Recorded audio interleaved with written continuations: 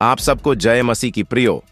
क्या आपने कभी सोचा है कि शैतान, जो परमेश्वर का सबसे चमकदार स्वर्गदूत था, आखिर क्यों आज भी मौजूद है और परमेश्वर उसे तुरंत क्यों नहीं खत्म करते? इस वीडियो में हम बाइबल की सच्चाई के साथ जानेंगे कि शैतान कैसे गिरा, उसके पीछे की पूरी कहानी क्या है और आखिरकार उसका अंत कैसे होगा। यह कहानी आपके विश्वास और सोच को बदल सकती है, एक गहरा सत्य जो हर इंसान को जानना चाहिए। तो बने रहिए, वीडियो को अंत तक देखें और इस रहस्य की तह तक जाएं। अगर आप इस सच्चाई को जानना चाहते हैं तो वीडियो को लाइक करें, सब्सक्राइब करें और इसे अपने दोस्तों के साथ जरूर शेयर करें, क्योंकि सच्चाई फैलाना हम सबकी जिम्मेदारी है। बहुत समय पहले, जब कोई पृथ्वी, मनुष्य या समय नहीं था, उस समय केवल परमेश्वर था, शाश्वत, सामर्थी और महिमामय। उसी ने स्वर्ग की रचना की, जहां असंख्य स्वर्गदूत उसकी आराधना और आज्ञा का पालन करते थे। उन्हीं में से एक था लूसीफर, जिसका नाम ही अर्थ रखता है प्रकाश का वाहक। वह कोई साधारण स्वर्गदूत नहीं था। यहेजकेल 28 अध्याय और यशायाह 14 अध्याय के अनुसार वह परमेश्वर की रचना में से सबसे सुंदर, बुद्धिमान और सामर्थी स्वर्गदूत था। उसे ऑनिक्स, फिरोजा, नीलमणि, हीरे और सोने जैसे रत्नों से अलंकृत किया गया था। उसकी आवाज में संगीत था।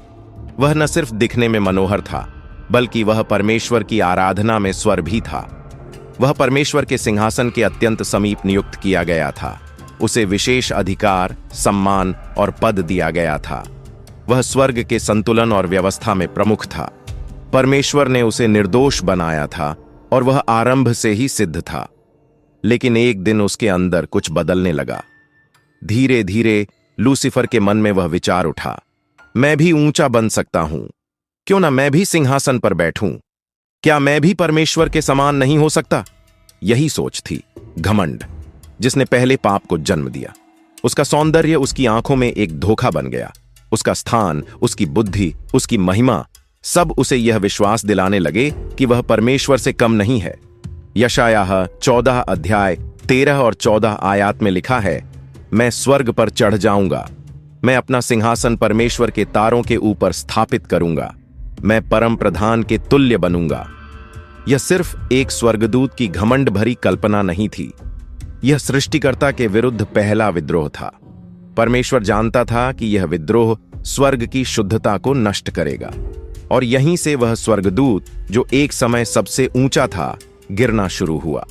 जब लूसीफर को उसकी महिमा, उसका सौंदर्य और उसका स्थान मिला, तब वह पूरी तरह निर्दोष था। उसके भीतर कोई बुराई नहीं थी। वह परमेश्वर की सेवा करता था, उसकी आराधना में सबसे आगे था। लेकिन पाप की शुरुआत किसी बुरे कार्य से नहीं, एक बुरे विचार से हुई। पहली बार किसी ने परमेश्वर के विरुद्ध सोचा। यहेजकेल 28 अध्याय 17 आयात में लिखा है, तेरा मन तेरे सौंदर्य के कारण घमंडी हो गया और तूने अपने गुणों के कारण अपनी बुद्धि को बिगाड़ लिया। यही था पाप का पहला बीज। यह किसी इंसान में नहीं, बल्कि स्वर्ग के बीचों बीच परमेश्वर की उपस्थिति में अंकुरित हुआ। एक ऐसा स्थान जहां केवल पवित्रता और आज्ञाकारिता होनी चाहिए थी। वहां एक दूत ने पहली बार यह सोचा कि वह परमेश्वर के स्थान पर बैठ सकता है। परमेश्वर के विरुद्ध यह विचार किसी बाहरी स्रोत से नहीं, बल्कि लूसीफर के अपने भीतर से निकला। यह पाप कोई धोखा नहीं था, यह एक चुनाव था।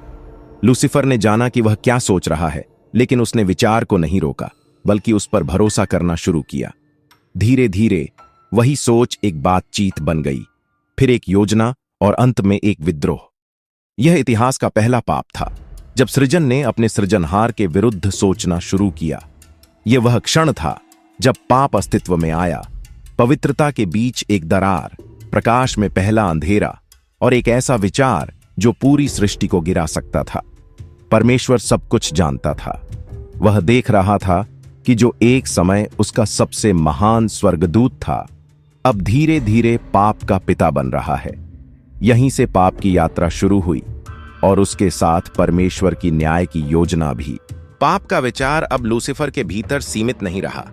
उसने अपने जैसे और स्वर्गदूतों को देखना शुरू किया, शक्तिशाली, सुंदर और परमेश्वर की सेवा में नियुक्त। और वहीं से उसने धीरे धीरे अपने शब्दों का जाल फैलाना शुरू किया। वह बोलता नहीं था सीधे विरोध में, वह सवाल करता था, चुपचाप फुसफुसाता था। क्या हमें वाकई सदा उसकी ही सेवा करनी है? क्या तुमने कभी सोचा है कि अगर हमें भी नेतृत्व मिले तो स्वर्ग कैसा होता? प्रकाशित वाक्य 12 अध्याय 4 आयात में मैं लिखा है कि उसके प्रभाव में आकर 1/3 स्वर्गदूतों ने उसका साथ दिया। यह सिर्फ संख्या नहीं, यह दिखाता है कि उसका प्रभाव कितना गहरा था। वह अब सिर्फ एक स्वर्गदूत नहीं रहा, वह एक नेता बन चुका था। लेकिन यह नेतृत्व परमेश्वर की अनुमति से नहीं, बल्कि विद्रोह से जन्मा था। यह सब स्वर्ग के भीतर हो रहा था, परमेश्वर की पवित्र उपस्थिति के सामने। जहां पवित्रता की पूर्णता होनी चाहिए थी, वहां अब विचारों का युद्ध, प्रलोभनों की चाल और निष्ठा की परीक्षा चल रही थी। और फिर वह घड़ी आई जब लूसीफर ने खुलकर परमेश्वर के विरुद्ध खड़ा होना चुना। उसने कहा, मैं ऊंचे बादलों पर चढ़कर परम प्रधान के तुल्य बनूंगा। यशायाह 14 अध्याय 14 आयात में लिखा है। स्वर्ग अब 2 भागों में बंट चुका था, एक ओर परमेश्वर की सच्चाई और दूसरी ओर लूसीफर की घमंड भरी धोखा। तभी हुआ वो स्वर्ग में पहला और सबसे महान युद्ध। प्रकाशित वाक्य 12 अध्याय 7 और 9 आयात में लिखा है। और स्वर्ग में युद्ध हुआ, मीकाएल और उसके दूतों ने अजगर से युद्ध किया और अजगर और उसके दूतों ने भी लड़ाई की, पर वे न जीत सके और उनके लिए अब स्वर्ग में कोई स्थान न रहा। यह कोई तलवारों की लड़ाई नहीं थी, यह था सत्य और असत्य, निष्ठा और विद्रोह, प्रकाश और अंधकार का टकराव। परिणाम स्पष्ट था, लूसीफर हार गया और उसके साथ वो सारे दूत भी जिन्होंने परमेश्वर की जगह झूठ को चुना। उन्हें स्वर्ग से बाहर कर दिया गया, नीचे पृथ्वी पर गिराया गया। और वहीं लूसीफर अब बन गया शैतान, विरोधी, धोखेबाज, अंधकार का अधिपति। जब शैतान ने स्वर्ग में विद्रोह किया, परमेश्वर के लिए उसे मिटाना कोई कठिन कार्य नहीं था। वह जिसने ब्रह्मांड को अपने वचन से रचा, वह एक शब्द बोलकर शैतान और उसके सभी अनुयायियों को तुरंत अस्तित्व से मिटा सकता था। लेकिन परमेश्वर केवल शक्तिशाली नहीं है, वह पूरी तरह न्याय और प्रेममय भी है। सोचिए, अगर शैतान को उसी पल नष्ट कर दिया जाता तो स्वर्ग के बाकी स्वर्गदूतों के मन में एक सवाल उठता, क्या शैतान सही था? क्या परमेश्वर कुछ छिपा रहा था? क्या हमें सच जानने की अनुमति नहीं है? परमेश्वर सिर्फ बाहरी आज्ञाकारिता नहीं, बल्कि भीतर की समझ, निष्ठा और प्रेम से भरी आराधना चाहता है। और इसलिए उसने शैतान को मिटाने की बजाय उसे प्रकट होने दिया, ताकि पूरा ब्रह्मांड खुद देखे कि पाप, धोखा और विद्रोह का परिणाम क्या होता है। यह कोई कमजोरी नहीं थी, यह था परमेश्वर का न्यायपूर्ण प्रेम, जो चाहता था कि सब कुछ खुला और स्पष्ट रूप से साबित हो। शैतान का अंत निश्चित था, लेकिन उसे समय दिया गया ताकि सब लोग जान सकें कि पाप का रास्ता कहां ले जाता है। और साथ ही परमेश्वर अपनी धीरज और सहनशीलता से लोगों को पश्चाताप का अवसर भी देना चाहता था। 2 पतरस 3 अध्याय आयात में लिखा है, परमेश्वर देर नहीं करता जैसा लोग समझते हैं, पर वह तुम्हारे लिए धीरज धरता है, क्योंकि वह नहीं चाहता कि कोई नाश हो, वरन सबको मन फिराने का अवसर मिले। यही कारण था कि परमेश्वर ने शैतान को तुरंत खत्म नहीं किया, क्योंकि वह सिर्फ शैतान का अंत नहीं चाहता था, बल्कि वह चाहता था कि हर आत्मा को सच्चाई खुद समझ में आए और वे स्वयं तय करें कि वे किसका पक्ष लेंगे, सत्य का या असत्य का। यही है परमेश्वर की महान योजना, जो केवल बल नहीं, बल्कि न्याय, प्रेम और विश्वास की नींव पर टिकी है। कल्पना कीजिए, स्वर्ग में लूसीफर ने विद्रोह किया, परमेश्वर ने देखा और उसी क्षण उसे और उसके साथियों को एक झटके में खत्म कर दिया। ना कोई चेतावनी, ना कोई सुनवाई, सिर्फ एक पल में सब समाप्त। शक्तिशाली दिखता है ना? लेकिन सवाल यह है, क्या यह सत्य का विजय होता या भय का साम्राज्य? स्वर्ग के शेष स्वर्गदूतों के मन में एक डर उठता, क्या हमें कुछ पूछने की भी आजादी है? अगर हम भी कभी कुछ समझना चाहें तो क्या हमें भी मिटा दिया जाएगा? इससे परमेश्वर की छवि एक न्याय पिता से बदलकर एक क्रूर राजा में बदल जाती, जो विरोध का सामना नहीं करता, जो प्रश्नों को दबाता है। पर परमेश्वर ऐसा नहीं है। वह चाहता है कि उसका हर सृष्टि रूपी बच्चा आजादी से चुने, न कि डर से झुके। वह नहीं चाहता कि हम उसकी आराधना इसलिए करें क्योंकि हमें डर है, बल्कि इसलिए कि हम उसकी सच्चाई और प्रेम को पहचानें। अगर शैतान को उसी समय खत्म कर दिया जाता तो बुराई की पूरी तस्वीर कभी सामने नहीं आती। शैतान जो आरोप लगा रहा था कि परमेश्वर अनुचित है, उसकी व्यवस्था कठोर है, उसे कभी परखा ही नहीं जा सकता। परमेश्वर ने उस झूठ को समय दिया ताकि पूरा ब्रह्मांड देख सके कि जब परमेश्वर से दूर चलने की कोशिश की जाती है तो उसका परिणाम क्या होता है। दुख, धोखा, पाप, मृत्यु और विनाश। यह समय एक साक्ष्य है जहां हर आत्मा को, हर स्वर्गदूत को और हमें भी यह जानने का मौका मिला है कि परमेश्वर की व्यवस्था सही है, उसका प्रेम सच्चा है और उसका न्याय निर्मल है। इसलिए शैतान को तत्काल खत्म करना विकल्प नहीं था, बल्कि परमेश्वर ने चुना कि सच्चाई स्वयं बोले और हर कोई अपनी आंखों से देखे और स्वयं निर्णय करे। स्वर्ग में विद्रोह हो चुका था। शैतान और उसके स्वर्गदूतों को परमेश्वर ने बाहर निकाल दिया था। अब वह पृथ्वी के चारों ओर घूम रहा था, अपनी योजना के साथ अपना साम्राज्य बनाने की तलाश में। पर इसी समय परमेश्वर ने कुछ ऐसा किया जो शैतान कभी कल्पना भी नहीं कर सकता था।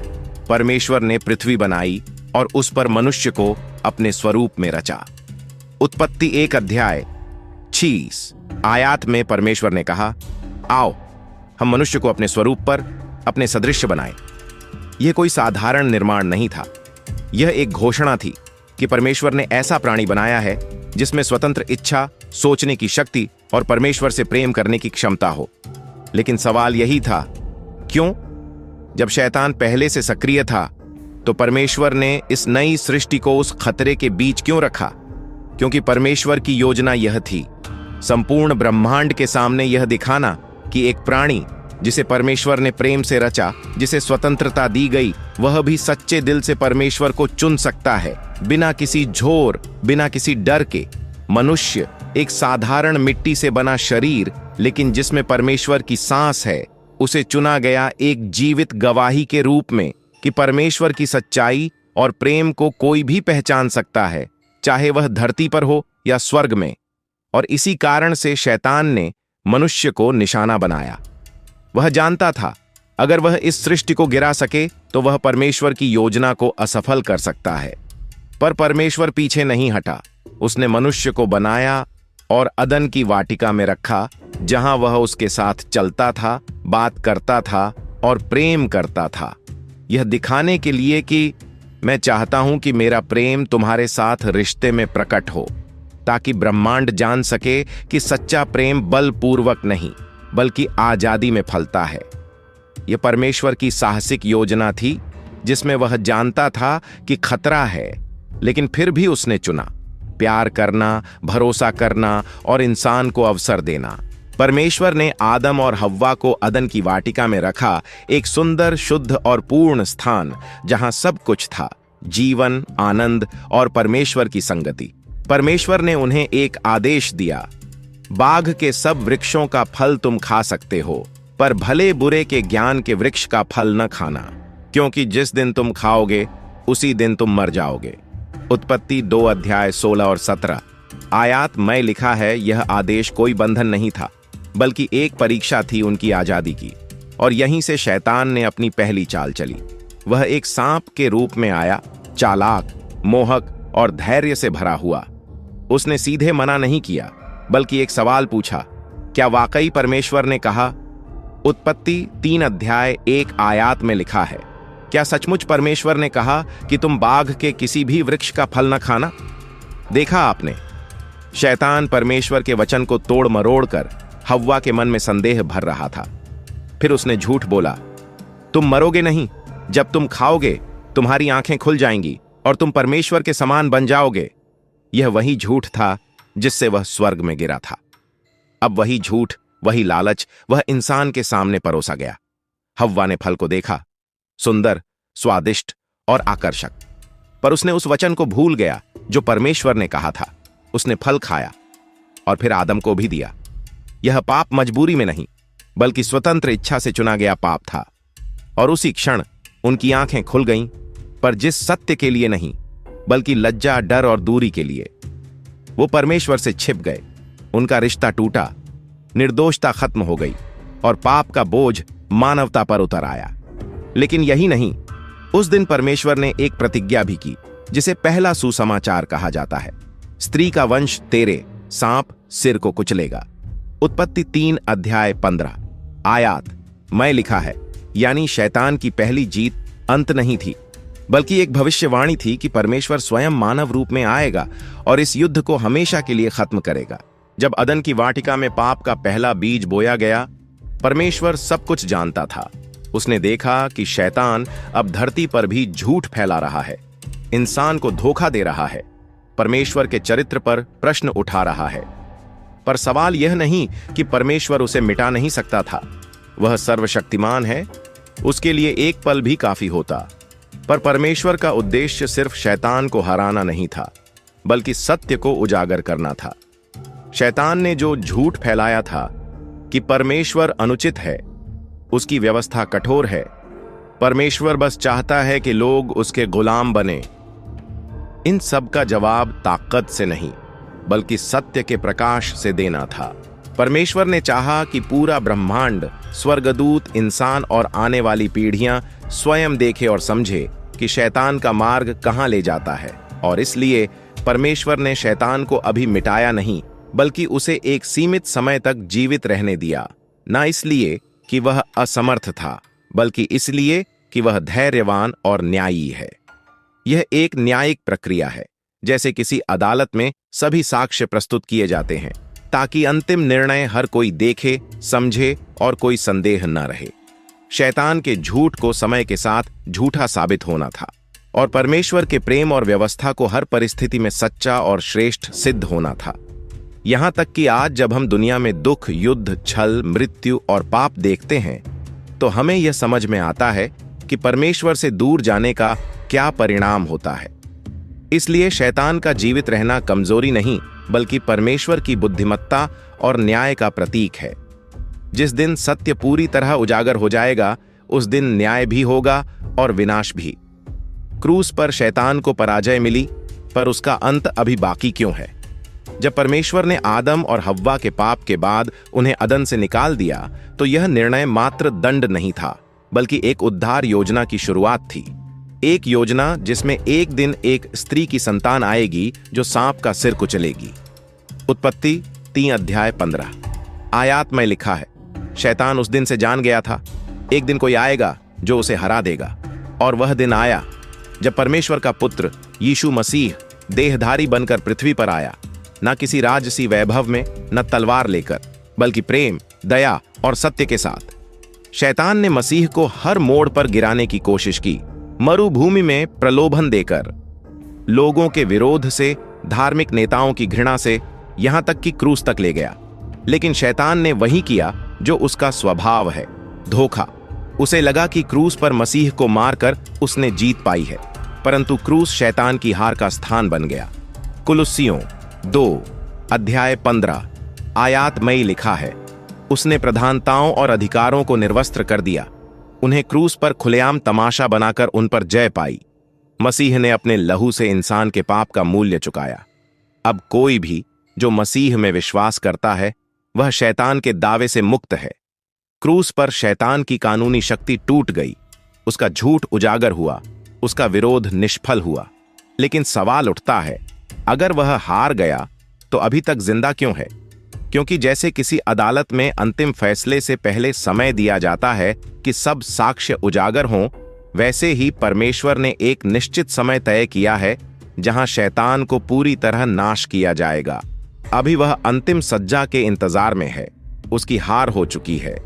अब वह केवल जितना शोर मचा सकता है मचा रहा है, पर हर दिन, हर साल, हर पीढ़ी क्रूस की जीत और शैतान की हार को और स्पष्ट करती जा रही है।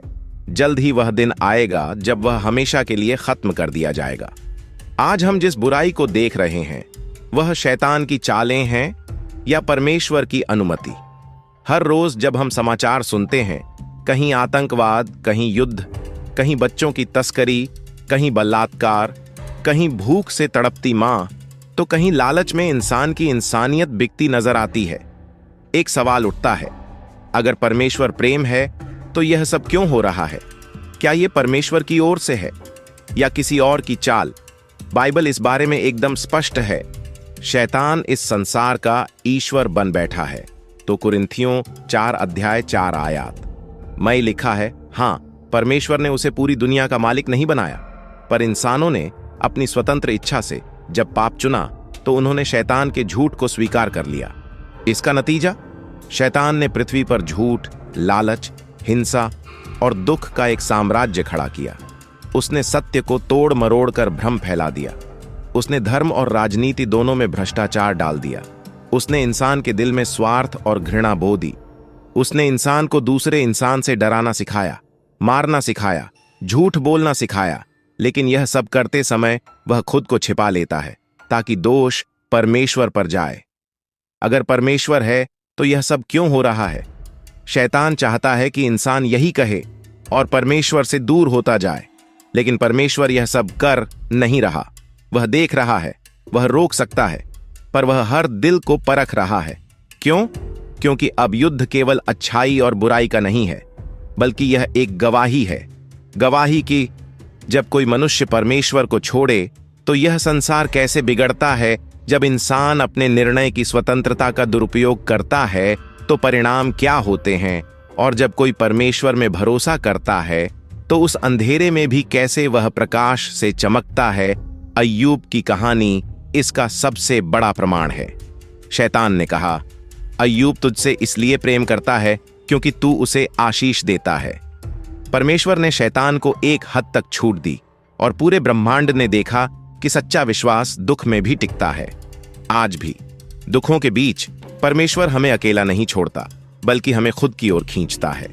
बाइबल कहती है, शत्रु गरजता हुआ सिंह है, जो किसे निगल जाए यह ढूंढता है। 1 पतरस 5:8 में लिखा है, पर बाइबल यह भी कहती है, जो मसीह में है वह विजयी है। तो हां, आज की बुराइयां शैतान की चालें हैं, लेकिन परमेश्वर उन्हें रोक नहीं रहा, क्योंकि वह हर इंसान को एक मौका दे रहा है सत्य को पहचानने का और झूठ से अलग होने का। अंत निकट है और शैतान जानता है कि उसका समय अब थोड़ा ही बचा है। 2 पतरस 3:9 में लिखा है, वह नहीं चाहता कि कोई नाश हो, वरन सब मन फिराव करें। कभी आपने सोचा है, जब शैतान गिरा तो परमेश्वर ने उसे तुरंत नष्ट नहीं किया? जब आदम और हव्वा ने पाप किया तो परमेश्वर ने उन्हें तुरंत मिटाया नहीं। और आज जब दुनिया पाप से जल रही है तो परमेश्वर अभी भी शांति से क्यों देख रहा है? क्या वह कमजोर है? क्या वह अनदेखा कर रहा है? बिल्कुल नहीं। बाइबल कहती है, परमेश्वर विलंब नहीं करता, जैसा कुछ लोग विलंब समझते हैं, पर वह तुम्हारे विषय में धीरज धरता है, क्योंकि वह नहीं चाहता कि कोई नाश हो, वरन सबको मन फिराव का अवसर मिले।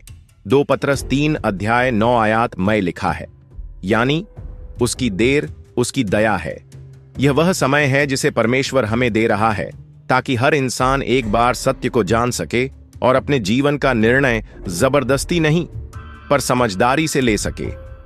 कल्पना कीजिए, अगर परमेश्वर आज ही शैतान का अंत कर दे तो लाखों लोग जो अभी भी धोखे में जी रहे हैं, सत्य को पहचाने बिना नाश हो जाएंगे। परमेश्वर ऐसा नहीं चाहता। वह कोई मशीन नहीं है जो सिर्फ बटन दबाकर निर्णय सुना दे। वह प्रेम है और प्रेम जल्दबाजी नहीं करता। बाइबल बताती है कि यह समय एक न्यायिक प्रक्रिया की तरह है, जहां हर आत्मा को खुद गवाही देनी है कि वह किसके साथ है, सत्य के परमेश्वर के साथ या झूठे शैतान के साथ। इसलिए परमेश्वर देर कर रहे हैं ताकि हर एक को अवसर मिले, पश्चाताप का, परमेश्वर की ओर लौटने का और अनंत जीवन को चुनने का। शैतान कहता है, देखो, परमेश्वर कुछ नहीं कर रहा, पर सच्चाई यह है, परमेश्वर इंतजार कर रहे हैं तुम्हारे लौटने का। जैसे एक पिता दरवाजे पर खड़ा अपने खोए हुए बेटे को देख रहा हो कि वह कब वापस आए, और एक दिन जब यह समय पूरा होगा, जब हर आत्मा ने अपना चुनाव कर लिया होगा, तब विलंब नहीं होगा। तब परमेश्वर का न्याय आएगा और कोई उसे रोक नहीं सकेगा, और वह उन्हें धोखा देने वाला शैतान आग और गंधक की झील में डाला गया। प्रकाशित वाक्य 20:10 में लिखा है, वो दिन आएगा जिसका इंतजार पूरी सृष्टि कर रही है।